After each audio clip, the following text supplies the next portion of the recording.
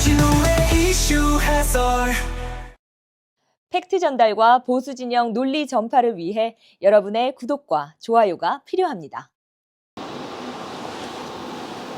네, 국민의힘 주진우 의원입니다.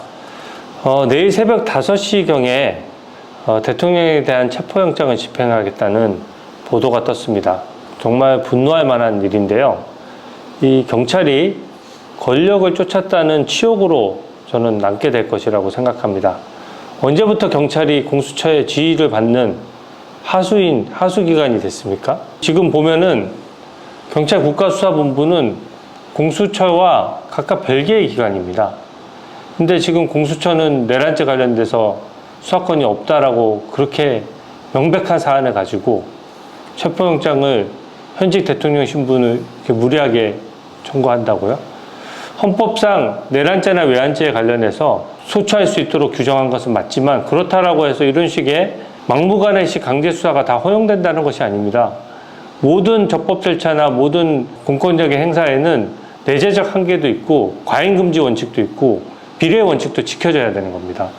근데 현직 대통령 신분에 대해서 더더구나 탄핵 재판 중이고 탄핵 재판에서 기각이 돼서 대통령직으로 복귀하면 어떻게 할 겁니까?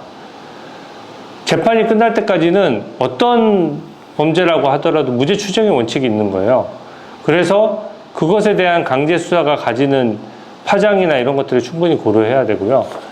제일 중요한 것은 대통령에 대한 탄핵 재판입니다. 벌써 일주일에 2차례나 탄핵 재판을 열겠다고 하고 있어요. 근데 경찰이 이렇게 강제 수사를 한다? 공수처가 강제 수사를 하면 본인들이 탄핵에 관한 결정권이 있습니까? 무슨 민주적 정당성이 있습니까? 헌법재판소는 그나마 민주적 정당성을 간접적으로는 부여받고 있어요. 국회 대법원장 대통령이 임명하기 때문이죠. 대통령은 민주적 정당성으로서는 가장 우위에 서 있는 지위에 있습니다. 그렇기 때문에 가장 강력한 민주적 정당성을 가지고 있는 것이고 거기에 대해서 탄핵을 할 때에도 그래서 헌법재판관의 3분의 2 이상인 6명의 동의를 요하는 것이고 탄핵 소추를 의결할 때도 국회의원이 200명이나 모여야 할 수 있는 겁니다. 근데 국가수사본부나 공수처가 뭐라고 어떤 민주적 정당성이 있길래 본인들이 신병 처리를 함으로써 사실상 재판을 하나마나한 것으로 만드는 것입니까? 탄핵 재판의 방어권의 적정한 보장과 적법 절차의 보장, 거기서 공평하게 시시비비를 가리도록 하는 것이 헌법상 가장 중요한 절차고요. 그 절차를 누구도 훼손해서는 안 되고 방해해서도 안 됩니다.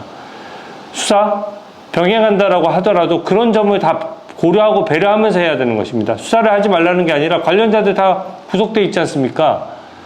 모든 사람들 그 관련됐던 지휘관, 군 수뇌부, 경찰 지휘부 전부 다 구속돼 있는데 무슨 증거인멸의 우려가 있으며 왜 지금 이재명 대표 같은 경우에는 버젓이 지금 몇 년째 지금 그 재판에 대해서 확정된 것도 하나도 없이 이렇게 하고 있는데 무죄 추정 원칙 적용받고 있지 않습니까? 야당 대표는 무죄 추정받고 대통령은 무죄 추정 안 받습니까?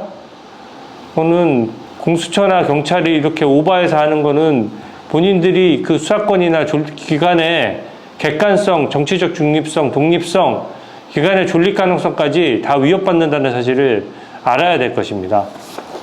경찰 수사는 그 과정에서부터 이미 국가수사본부는 정당성을 잃었어요.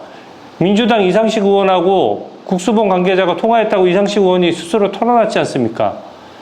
야당 의원들하고 계속 경찰 출신 야당 의원과 소통하면서 수사하는데 그게 무슨 제대로 된 수사입니까?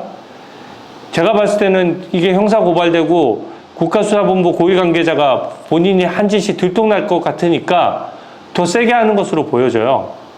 그리고 또 제가 오늘 하나 지적했다시피 경호 3부장하고 몰래 호텔에서 만나서 국가수사본부 수사심의관이 몰래 만나서 관저 관련된 정보를 빼냈습니다.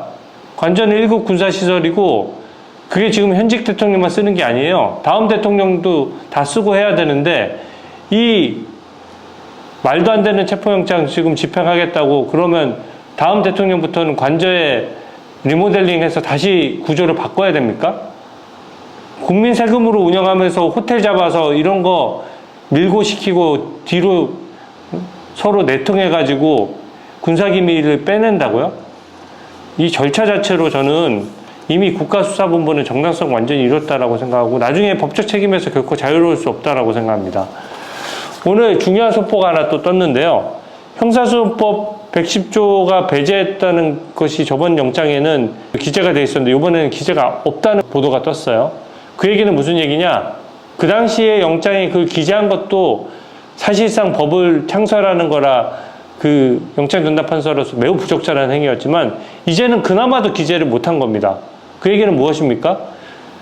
그 관저는 군사시설로서 수사 목적으로도 함부로 들어갈 수 없다는 거예요.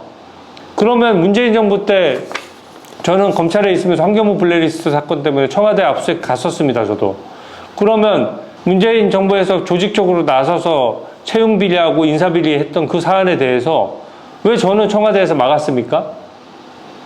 그 당시 환경부 블랙리스트 사건은 정당성이 없어서 막았나요? 아닙니다. 압수수색에 있어서도 그 군사시설이기 때문에 군사시설의 기관장이 승인을 해줘야 제가 들어갈 수 있는 거예요. 압수수색을 하더라도. 저는 아무리 수사의 필요성이 있어도 저는 압수수색 관련된 형사소송법 규정을 존중해서 문재인 정부 청와대 안으로 진입하지 않고 필요한 자료들을 받아서 압수수색했습니다. 근데 관저에 지금 경찰은 뭔데 본인들이 마음대로 들어갑니까? 저는 공수처가 내란 관련해서 수사하겠다고 설칠 때부터가 이 사건은 완전히 망쳐버린 것이고요. 수사의 정당성도 잃었을 뿐더러 더더군다나 꼼수로 중앙지방법원에 청구 안 하고 서부지방법원으로 청구한 것 자체가 너무나 이상한 거예요. 이때까지 공수처가 한 사건이 얼마나 많은데 전부 다 중앙지법에 하다가 이제 서부지법에 몰래 숨어서 한다고요? 이 공수처장이 계속 의원들이 물어보니까 체포영장은 처음에 서부지방법원에 청구한 것이 맞다라고 확인을 해줬어요.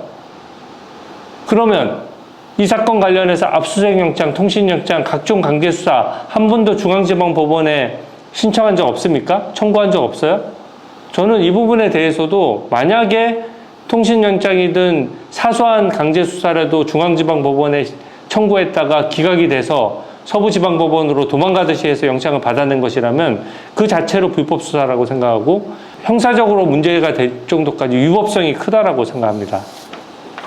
이렇게 되면요. 국격이 훼손되는 것은 물론이고 일반 선량한 서민들한테 또 피해가 돌아가는 거예요. 본인들 위상 좀 세우겠다라고 일반 서민들이나 경제에도 악영향 끼쳐서 되겠습니까? 이거는 법치주의나 적법 절차나 국익이나 국격에 비추어 보더라도 절대로 집행되어서는 안 된다고 생각합니다. 오늘 이 집행, 새벽 5시에 집행하겠다라고 하면서 이 법원 영장에 형사소송법 110조에 대한 배제 규정이 없었다는 부분, 이 부분을 제가 연결해서 좀 설명드렸는데요. 이거 경찰과 공수처에 정말 엄중히 경고합니다. 이 영장은 저는 불법이라고 생각합니다. 네, 오늘 해설은 이것으로 마칩니다. 감사합니다. 주진우의 이슈 해설